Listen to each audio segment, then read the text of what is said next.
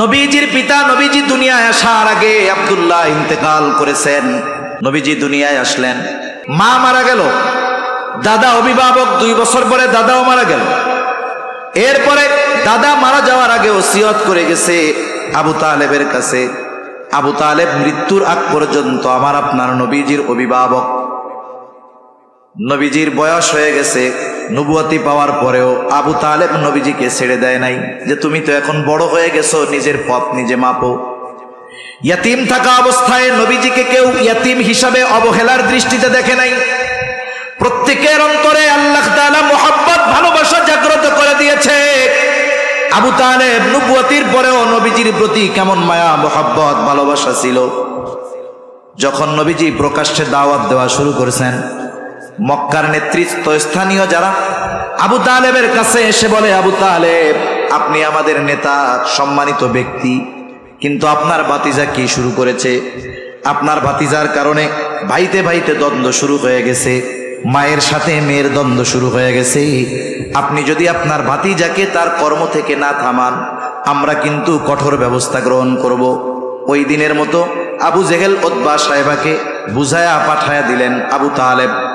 নবীজিকে কিছু আর বলেন নাই, নবীজি তার গতিতে দাওয়াতের কাজ করে যান। কিছুদিন পর আবু তালেবের সাথে আবার দেখা করার জন্য আসছে। এবার আবু জেহেল একা আসে নাই, আশেপাশের যত আরব গোত্র আছে সব গোত্রের সর্দারদের নিয়ে হাজির।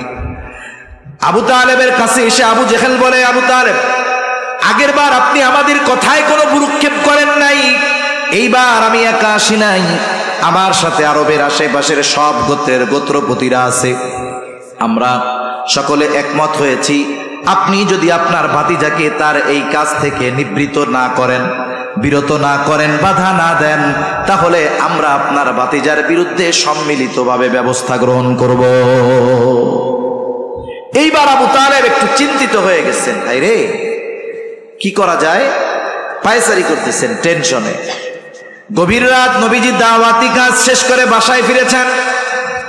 আবু তালেব স্নেহ ভরা কণ্ঠে, মায়া ভরা কণ্ঠে দাওয়াত দিচ্ছে, ডাক দিচ্ছে, ও মোহাম্মদ এদিকে আসো। নবীজি আসলেন, বলে, ও মোহাম্মদ তুমি যা করতেছো এটা কি থেকে কি একটু বিরত থাকা যায় না? আমি তো তোমার ব্যাপারে বড় চিন্তিত আছি, শঙ্কায় আছি। আজকে আরবের সব গোত্রের মানুষেরা, সব গোত্রের গোত্রপতিরা আমার কাছে এসেছিল দেখা করার জন্য। আমি তো তোমার ব্যাপারে বড় ভীত আছি, কিছুদিনের জন্য একটু নিবৃত্ত হও, বিরত থাকো।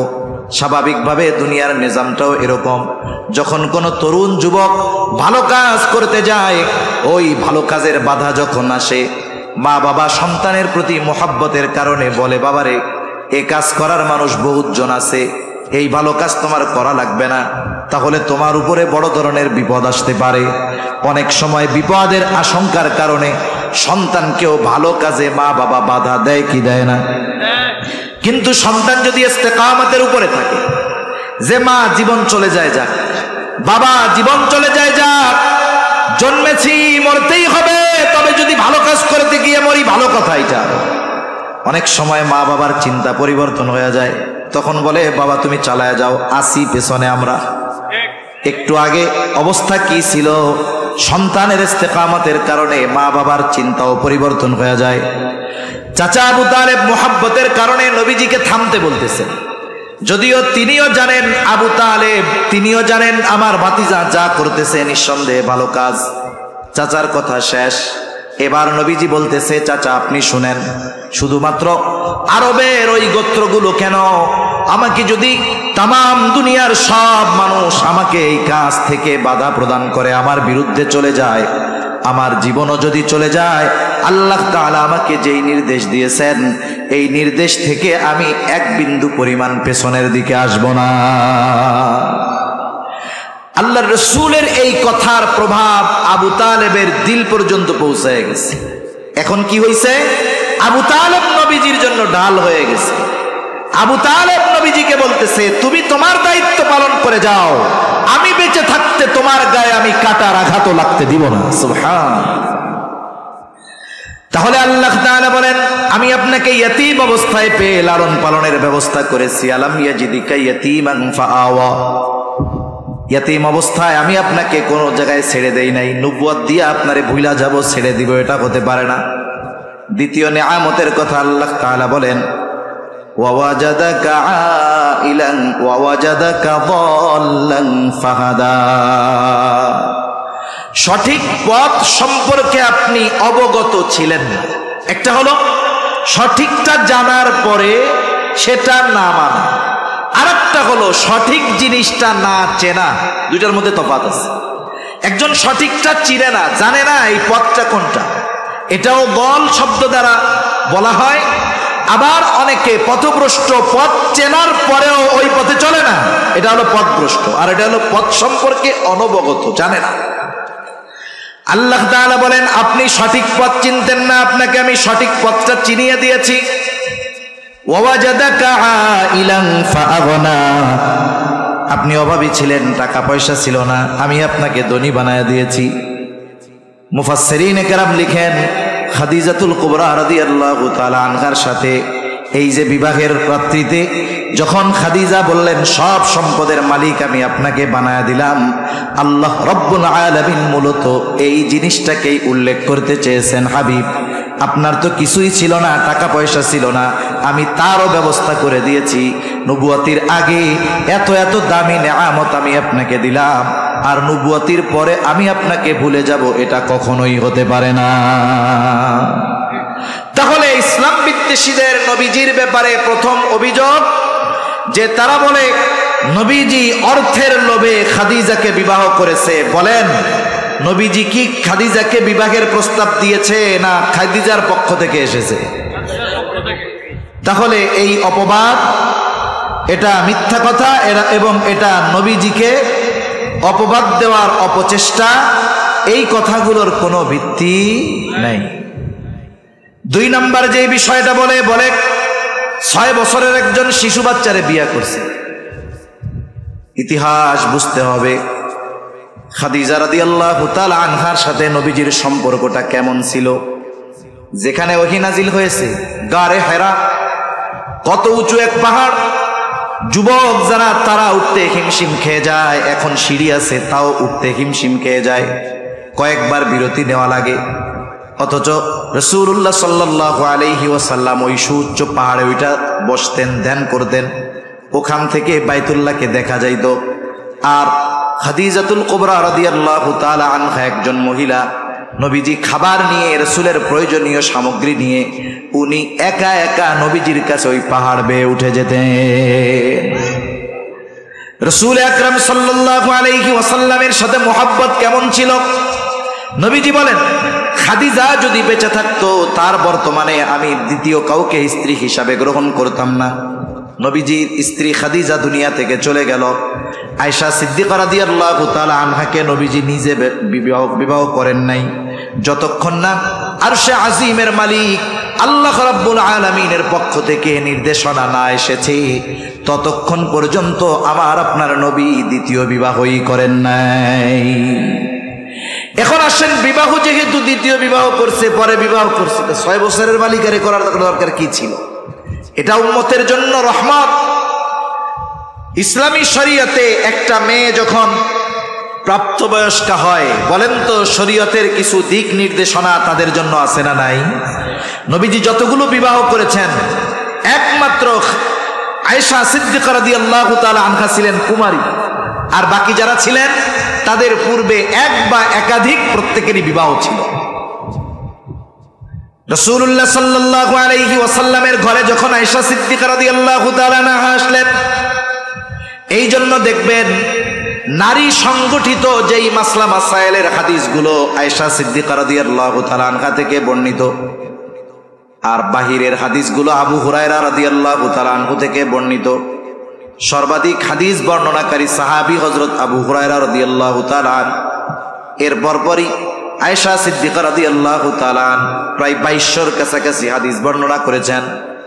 যদি নবীজি একজন এইরকম কুমারী মেয়েকে বিবাহ না করতেন, তাহলে প্রাপ্তবয়স্কা হওয়ার পরে নারীদের জন্য ইসলাম কি দিক নির্দেশনা রেখেছে আমাদের নারীরা সেটা জানতেই পারত না। এজন্য নবীজির আয়েশা সিদ্দিকা রাদিয়াল্লাহু তাআলা আনহার সাথে বিবাহ হওয়াটা এই উম্মতের নারীদের জন্য রহমত। সব বিষয়গুলো খোলাসা তারা জানতে পারতেছে। ইসলাম কি শুধু বাহিরে নাকি? ঘরের মধ্যে ইসলাম নাই? ব্যক্তিগত জীবনে নাই? পার্সোনাল লাইফে আছে, ব্যক্তিগত জীবনে আছে, পারিবারিক জীবনে আছে, সামাজিক জীবনে আছে।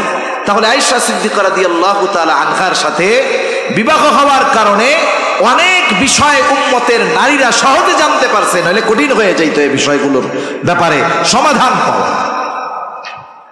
আবার দেখেন, যারা অপবাদ দেয় তাদের গুরু যারা, রবীন্দ্রনাথ ঠাকুর, বঙ্কিমচন্দ্র, ঈশ্বরচন্দ্র বিদ্যাসাগর, এনারা বিবাহ করছে 8 বছর, 9 বছর, 6 বছর, 11 বছরের মেয়েদেরকে। এদের ব্যাপারে প্রশ্ন তুলো না, নবীর ব্যাপারে তুলো।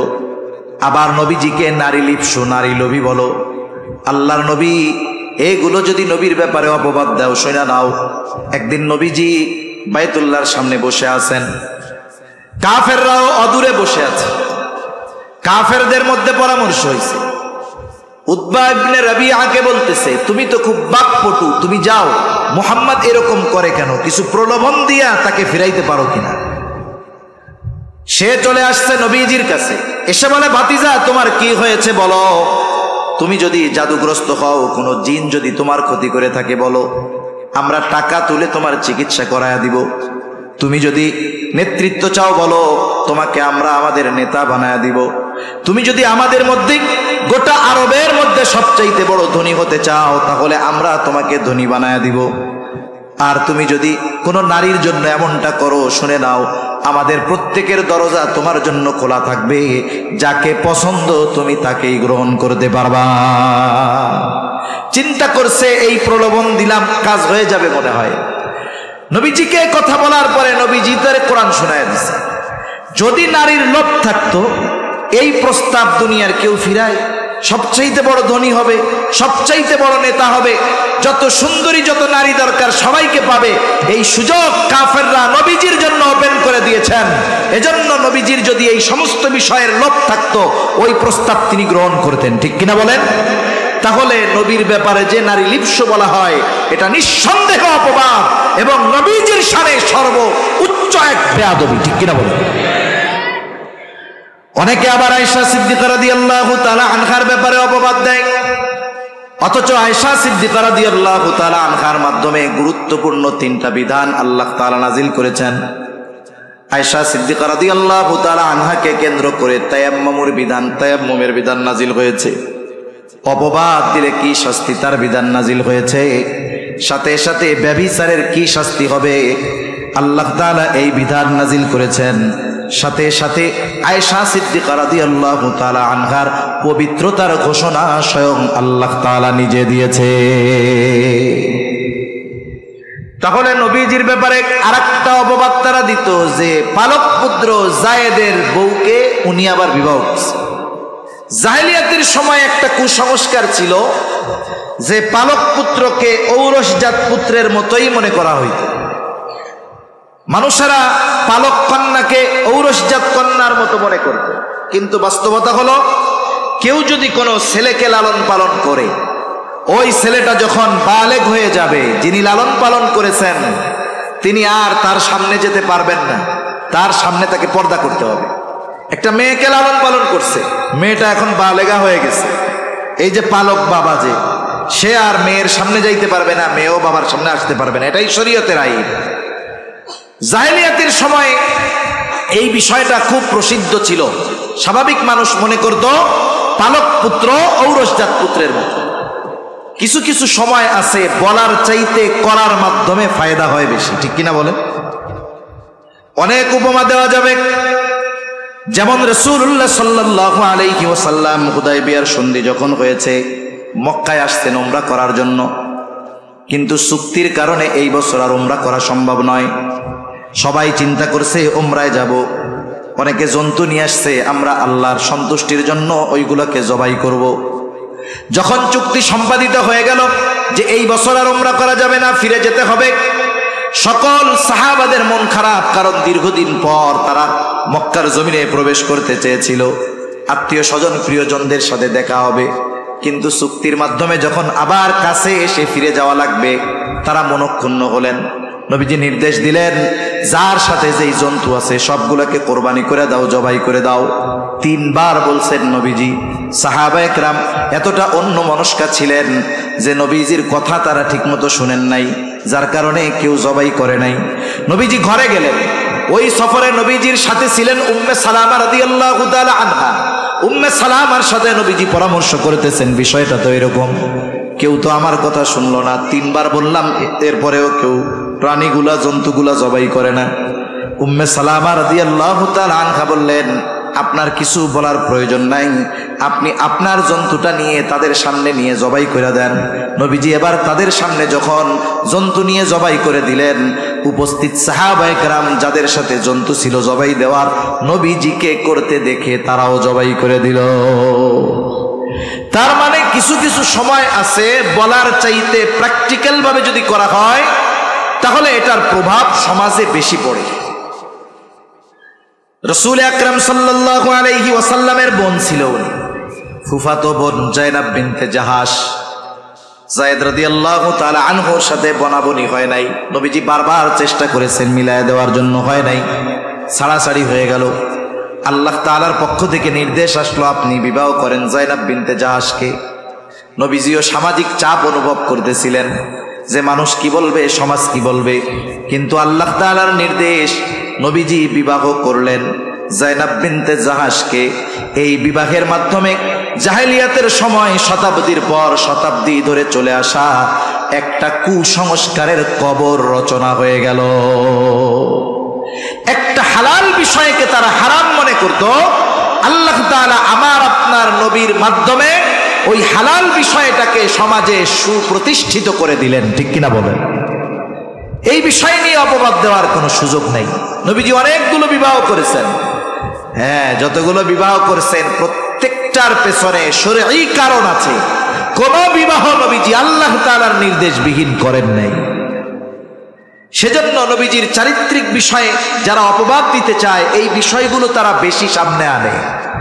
তারা যে কথাগুলো নবীজির ব্যাপারে বলে এগুলো পুরো ভ্রান্ত বানোয়াট। ঠিক কিনা বলেন? এখন আসেন, আমার আপনার নবীজির চরিত্রটা কত সুন্দর, কেন নবীর চরিত্র আমরা অনুসরণ করব, আর কেন নবীর চরিত্রটা সর্বজনীন চরিত্র, সকলের জন্য আদর্শ, অনুসরণীয়, অনুকরণীয়। আমার আপনার নবীজির নবুয়তিটা কিন্তু নির্দিষ্ট কোনো জাতি গোষ্ঠীর উপরে নয়। রাসূল আকরাম সাল্লাল্লাহু আলাইহি ওয়াসাল্লামের আগে যত নবী দুনিয়া এসেছে প্রত্যেকটা নবীর নবুয়তির একটা এরিয়া আছে। কেউ ছিল কোন গোত্রের জন্য নবী, কেউ কোন এলাকার জন্য নবী, কিন্তু আমার আপনার নবীজির ব্যাপারে আল্লাহ তাআলা বলেন, নবী আপনি বলেন, কুল ইয়া আইয়ুহান নাসু ইন্নী রাসূলুল্লাহি ইলাইকুম জামিআ। আল্লাহ তাআলা বলেন, নবী আপনি বলেন, ইন্নী রাসূলুল্লাহি ইলাইকুম জামিআ, নিশ্চয়ই আমি তোমাদের প্রতি রাসূল হিসাবে প্রেরিত হয়েছি, তোমাদের সকলের প্রতি রাসূল হিসাবে প্রেরিত হয়েছি। সকলের রাসূল নবী, সৃষ্টি জগতের সকল স্থানের নবী আমার আপনার নবী। এই সৃষ্টিকুলে একটা ইঞ্চি জায়গা বাকি নাই যেই জায়গার রব আল্লাহ তাআলা নয়। এমন কোন জায়গা আছে নাকি? এমন কোন জায়গা নাই। পবিত্র কোরআনুল কারীমের সর্বাধিক পাঠিত সূরা সূরাতুল ফাতিহা, যেই সূরাটা প্রতি নামাজের প্রতি রাকাতে লাগে, ইমামের পেছনে যখন পড়া হয়, ইমামের কেরাত, মুসল্লির কেরাত, আবার যখন একা পড়ি প্রত্যেক নামাজেই পড়া লাগে।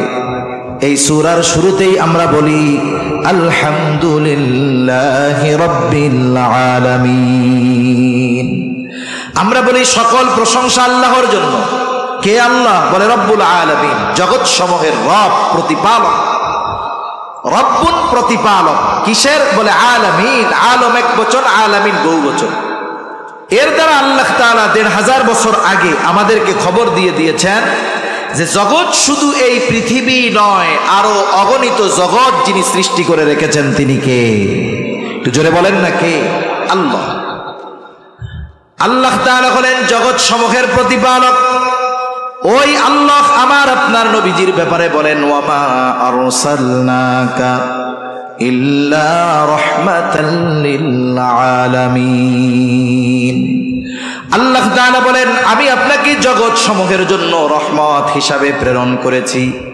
তার মানে আল্লাহ হলেন রব্বুল আলামিন, আমার আপনার নবী হলেন রহমাতুল লিল আলামিন।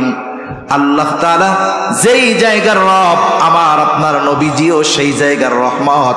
তার মানে আমার আপনার নবীর নবুয়তির পরিব্যাপ্তি কত দূর, বলে আল্লাহ তাআলার রবুবিয়তের বিস্তৃতি যত দূর, আমার আপনার নবীজির নবুয়তির বিস্তৃতিও তত দূর। এজন্য কবি অনেক সুন্দর কথা বলেন। কবি বলেন, রবুবিয়ত খোদা কি হ্যায় জাহাতা, নবুয়তি মুস্তাফা কি হ্যায় উহাতা। আল্লাহ তাআলা আমার আপনার নবীজিকে এই স্পেশাল কোয়ালিটি যোগ্যতা দান করেছেন যে তিনি গোটা সৃষ্টি জগতের জন্য নবী। 2 নাম্বার, নবীজিকে যেই কোয়ালিটিটা আল্লাহ দান করেছেন, নবীজির জীবনটা ছিল বহুমুখী জীবন। কোন মানুষ যদি নবীজির জীবনী থেকে সমাধান চায় সে পেয়ে যাবে, কিন্তু নবীর আগে যত নবী এসেছে আপনি একজন নবীর থেকে পরিপূর্ণভাবে সব কিছুর সমাধান পাবেন না।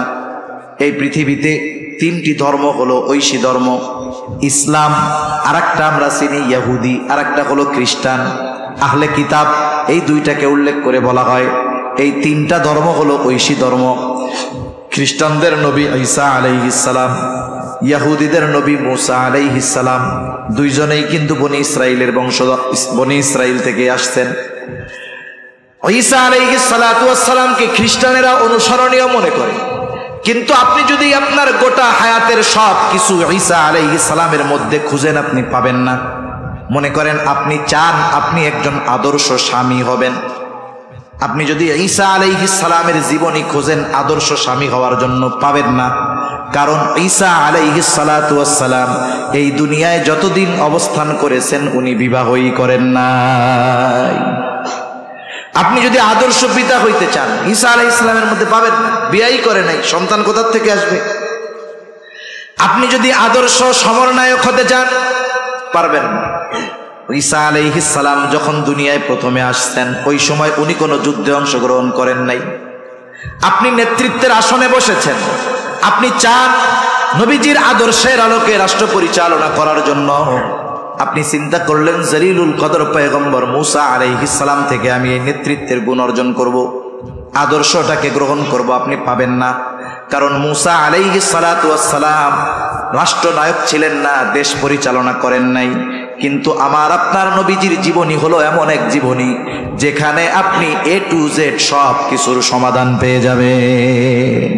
ইমামতিও করেছেন, রাষ্ট্র পরিচালনাও করেছেন, ঘরে স্ত্রীর হক আদায় করেছেন, নিজের জামা নিজেও সেলাই করছেন, জুতাও সেলাই করছেন, স্ত্রীর তরকারিটাও নবীজি কাইটা দিচ্ছেন। সুবহানাল্লাহ বলেন।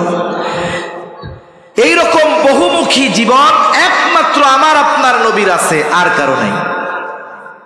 3 নাম্বার, নবীজির মধ্যে এমন কিছু কোয়ালিটি আছে যা আল্লাহ তাআলা অতীতের কোন নবীকে দেন নাই। আমার আপনার নবীর দ্বারা আল্লাহ তাআলা এমন কিছু বিষয়ের পূর্ণতা প্রদান করেছেন যা আমার আপনার নবীর আগে আল্লাহ তাআলা করেন নাই। নবীর মাধ্যমে কি পূর্ণতা প্রদান করেছে? বলে 1 নাম্বার, নবীজির মাধ্যমে আল্লাহ তাআলা শরীয়তের পূর্ণতা প্রদান করেছেন। কোরআনুল কারীমের মধ্যে আল্লাহ তাআলা বলেন, আল-ইয়াওমা আকমালতু লাকুম দীনাকুম ওয়া আতমামতু আলাইকুম নি'মাতি ওয়া রাদিতু লাকুমুল ইসলাম দীনা। আল্লাহ তাআলা বলেন, আজকের এই দিন আমি তোমাদের জন্য আকমালতু লাকুম দীনাকুম, তোমাদের দ্বীনকে পরিপূর্ণ করে দিলাম। ওয়া আতমামতু আলাইকুম নি'মাতি, এবং আমি তোমাদের জন্য আমার নেয়ামতগুলোকে পূর্ণ করে দিলাম। এই আয়াতের তাফসীরের মধ্যে আসছে, একজন ইহুদি হযরত ওমর রাদিয়াল্লাহু তাআলা আনহুর কাছে আসছে, এসে বলে, খলিফাতুল মুসলিমিন, আপনাদের কোরআনে এমন একটা আয়াত আছে যেটা আপনাদের নবীর উপরে আল্লাহ তাআলা নাজিল করেছেন, ওই আয়াতটা যদি মুসা আলাইহিস সালামের উপরে নাজিল হইতো তাহলে ওই দিনটাকে আমরা ঈদের দিন বানায় নিতাম। হযরত ওমর রাদিয়াল্লাহু তাআলা আনহু বলে, কোন আয়াত? যেটা যদি তাওরাতে থাকতো, মুসা আলাইহিস সালামের উপরে অবতীর্ণ হতো, সেই দিন তোমরা ঈদের দিন বানায় ফেলতা। কোন আয়াত সেইটা? বলে সেটা হলো এই আয়াত। হযরত ওমর রাদিয়াল্লাহু তাআলা আনহু বলেন, এই আয়াত কোন দিন কোথায় কার উপরে নাজিল হয়েছে আমি জানি। আয়াত নাজিল হয়েছে আরাফাতের ময়দানে বিদায় হজে রাসূলুল্লাহ সাল্লাল্লাহু আলাইহি ওয়াসাল্লামের উপরে। আল্লাহ কি বলতেছেন? আল্লাহ বলেন, 1 নাম্বার, আকমালতু লাকুম দীনাকুম, আজকে আমি তোমাদের জন্য তোমাদের দিন তথা জীবন ব্যবস্থাকে পূর্ণ করে দিলাম। এর পরপরই আল্লাহ তাআলা বলেন, ওয়া আতমামতু আলাইকুম নি'মাতি, তোমাদের উপরে আমি আমার নিয়ামত পূর্ণ করে দিলাম। বুজুর্গানে দিন বলেন, এখানে একটা বিষয়ের সাথে আরেকটা বিষয়ের সম্পর্ক রয়েছে। আমরা প্রত্যেকেই আল্লাহ তাআলার নিয়ামতের আশা করি কি করি না? সকলেই আল্লাহর পরিপূর্ণ নিয়ামত পাওয়ার আশা করি, কিন্তু বাস্তবতা হলো একটা মানুষ আল্লাহ তাআলার পরিপূর্ণ নিয়ামত অতক্ষণ পর্যন্ত অর্জন করতে পারবে না যতক্ষণ পর্যন্ত সে পূর্ণাঙ্গ শরীয়ত না মানতে পারবে। এ দুনিয়ার অনেক রাষ্ট্র দ্বীনের উপরে চলার চেষ্টা যারাই করে এরাই সফল। আফগানিস্তানের মধ্যে দেখেন 20 বছর আমেরিকা ন্যাটো শক্তি একত্রিত হয়ে তারা বোমা হামলা করতে করতে তছনছ করে ফেলছে, কিন্তু তাদের স্থাপনা ধ্বংস করে ফেলেছে, কিন্তু তাদের ঈমানকে তারা ধ্বংস করতে পারে নাই, ঠিক কিনা বলেন? যার কারণে একেবারে শূন্য হাতে 20 বছর পরে যখন শাসন ক্ষমতা তারা পেয়েছে, শুধুমাত্র ইনসাফ ন্যায় পরায়ণতার উপরে থাকার কারণে, দ্বীনের উপরে চলার কারণে 2 বছরের মধ্যে তাদের অর্থনীতি এতটা সমৃদ্ধশালী হয়েছে যে বাস্তবতা হলো এই 17 কোটি দেশ বাংলাদেশের অর্থনীতির চাইতে আফগানিস্তানের অর্থনীতি অনেক ভালো।